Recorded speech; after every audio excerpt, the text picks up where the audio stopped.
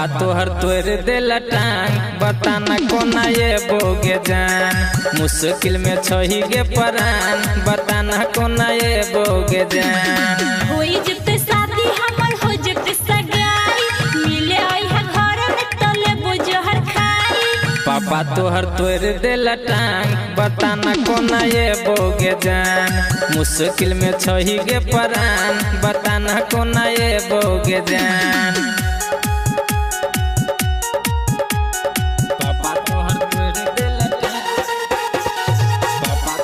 इलाका किसी का हो धमाका चंदन प्रेमी का होगा।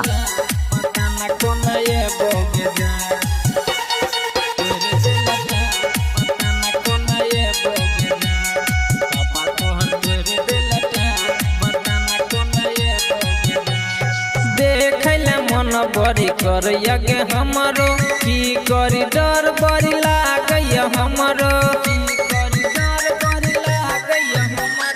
देखले मन बड़ी कर यगे हमरो की करी डर बड़ी लागय हमरो मीठी मीठी बात याद आबैया तोहर देखले मन बड़ी कर से हमार तोहरे पटिकल छै परान बताना कोना आइयोगे जान पापा तोहर तोड़ देला टांग बताना कोना आइयोगे जान इलाका किसी का हो धमाका चंदन विकास का होगा।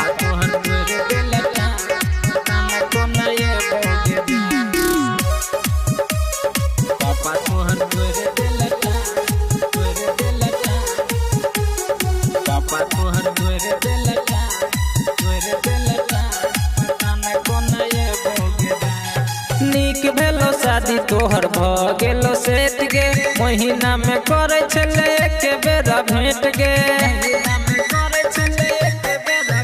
हाँ नीक भेलो शादी तोहर भ गेलो सेट गे महीना में एक बेर करे छले भेंट गे रुक जते शादी रुक जते से है नाई एबे ने त सचले फसरी लगाई इतने तो करे मेहरबान बताना कोना आइयोगे जान मुश्किल में छही गे परान बताना कोना ये बोगे जान होई जते शादी हमर हो जते सगाई मिले आई है घर में तले बुझहर खाई पापा तोहर तोड़ देला टांग बताना कोना ये बोगे जान मुश्किल में छही गे परान बताना कोना ये बोगे जान।